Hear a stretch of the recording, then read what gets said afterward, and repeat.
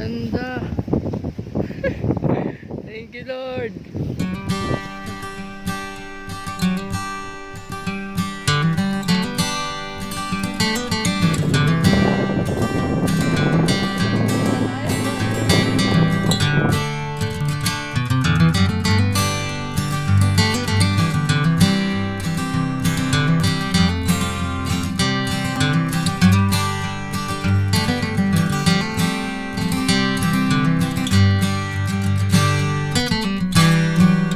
A few moments later.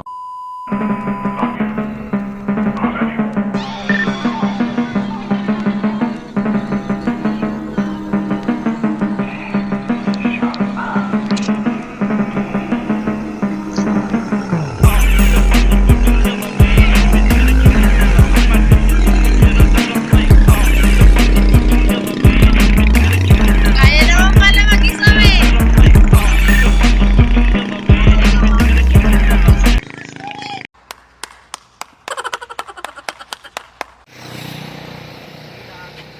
At nag-stopover nga muna kami para makapagkape. Para na din mapahinga yung car namin kasi baka ma-overheat sa sobrang tataas ng inaahon. Bibis kang buhangin. Linex? Ila, lahat ng bibigyan.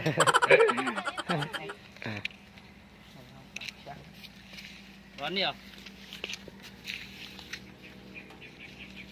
Meanwhile. Pagkatapos nga namin ay nagpatuloy na kami sa paglalakbay kaya lang talagang hindi kaya nung car namin yung ahon kaya naglakad na lang sila.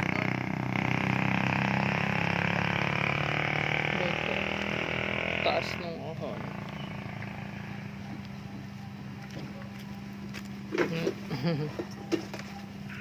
A few moments later. Eto at tagumpay nga kami na makapunta sa destinasyon namin, the Bridgino Hills. Sulit na sulit yung pagod at paggising namin ng maaga. Biglaan lang talaga kasi yung ayaan namin kaya hindi kami nakapag-ready. At syempre gusto din namin makapag-unwind ng konti. Kaya kayo ano pang iniintay nyo? Gala-gala din pag may time. Bigyan nyo din ng break mga sarili nyo.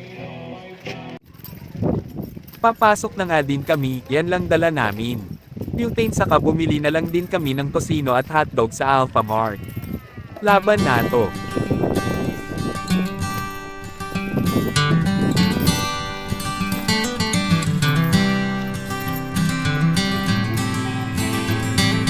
Siyempre nakapili na nga kami ng cottage. At nagluto na din kami kaagad ng ulam dahil hindi pa nga kami kumakain. Takay po. Binutak pa.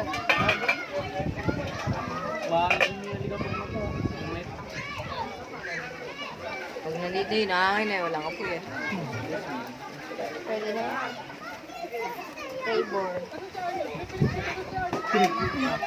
Salang na. At dito nga kumain na din kami.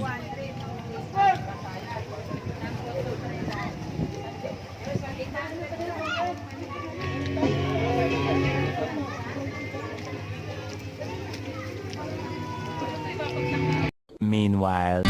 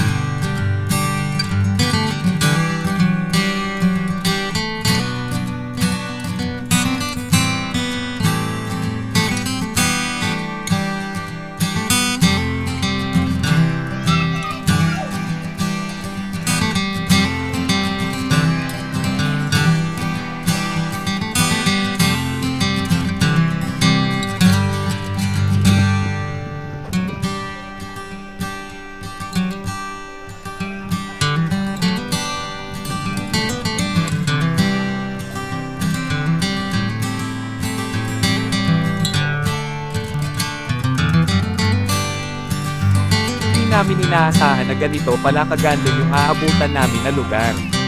Kaya sulit pa sa sulit.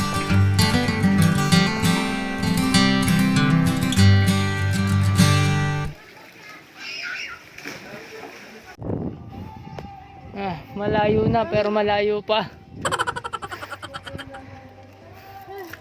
Taas, gagi. Oo. Malayo na pero malayo pa.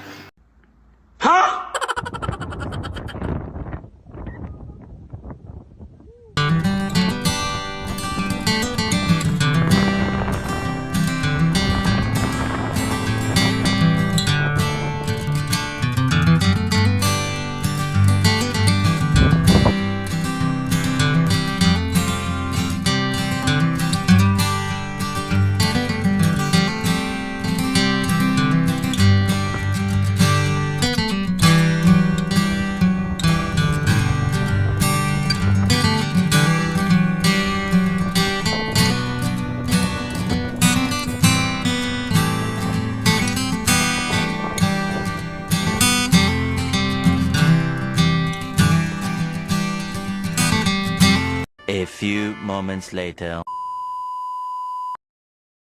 Nung papunta ang problema namin yung makina, ngayon naman pauwi yung preno, nagbabaga kasi yung disc brake kaya kailangan namin buhusan ng malamig na tubig. Loaded din kasi, bale 5 kami na nakasakay kaya ang lakas mag-init. Kaya nag-engine brake na lang din ako para makatulong na mapabagal yung paglusong namin. Kaso need talagang palamigan yung lining para din sa safety namin. Yun lang, bye-bye. Thank you sa panunood.